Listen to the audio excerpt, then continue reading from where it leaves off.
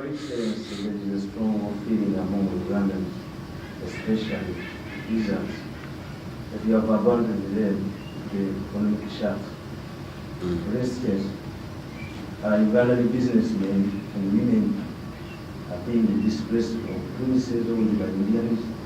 They are being charged rent in dollars. They don't get any portion from government. These are women who have been earning money in the markets. The markets have been taken over by the economic shafts, the capitalists, through tendering.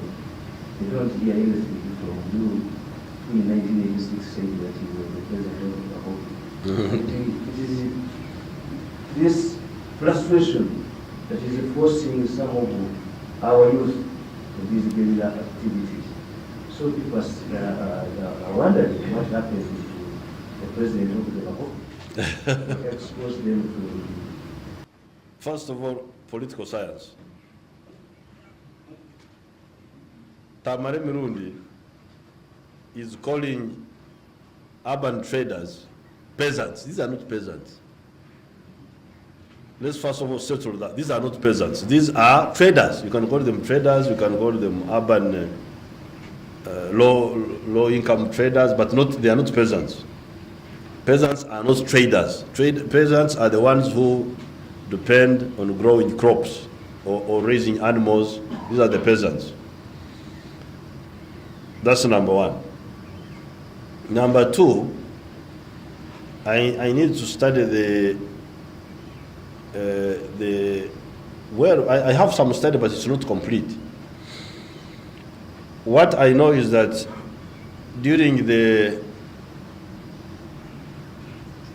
decline of the economy in the 1970s under Amin and Obote, one of the adverse effects was the informalization of the economy. The economy became completely informal. The formal sectors broke down. They were replaced by the informal sectors. You know, the cutway fabrications, you know, this, because the imports were not there. Then the Magendo people who were selling from Dubai. You go to Dubai, you bring things in a briefcase, you sell them, you go back. Now, as the economy becomes formalized, I wouldn't be surprised if such people are being squeezed out of the economy. But this is good for the economy. It's not bad for the economy. Not necessarily bad, unless you show me how bad it is. And maybe I will invite you and we'll talk about it. For instance, if a big importer, instead of bringing things in a briefcase from Dubai, if he imports a whole ship, things would be much cheaper. He will be able to sell more cheaply than this one who is going to Dubai, you know, bring things in a briefcase and then go back. You must understand that. This is not bad for the economy. Because this fellow will import a whole container. Or, I don't know how they do it, but what I know is the principle. Importing in small quantities as opposed to importing on a big scale. Now, you think that is bad for the economy? You'll have to come and show me how bad it is. Then you come to the rents. The rents, because what you are talking about is a very dangerous principle.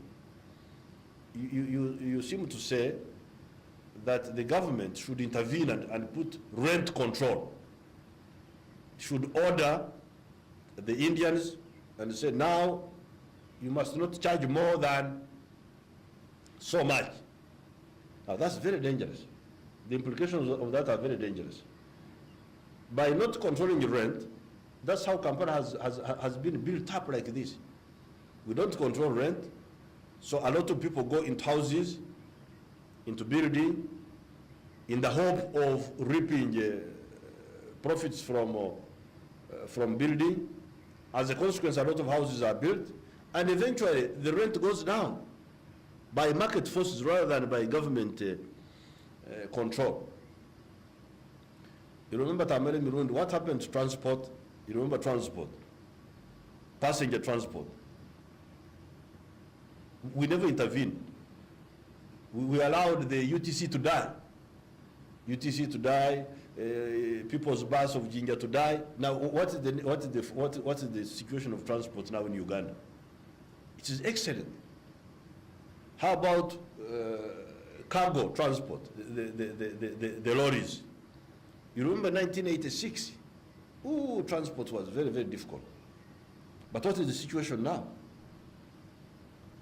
When you have a lorry, you may park it at the car park and you don't have anybody to hire it. Is that not the situation now? Eh? There are so many lorries now, there are no people to hire them. Is that not true? It's true. But the premise is that the business premises are different. Okay, you will tell me about the business premises. That one I have not studied, so I cannot answer it. But in principle, the liberalization, I have given you the example of passenger transport. You all agree that liberalization helped all of us. Number one. Number two, on the question of cargo transport, by road transport, liberalization helped tremendously. So now about the premises, I have not studied, and I'm ready to study that. But in principle, liberalization is a very good answer.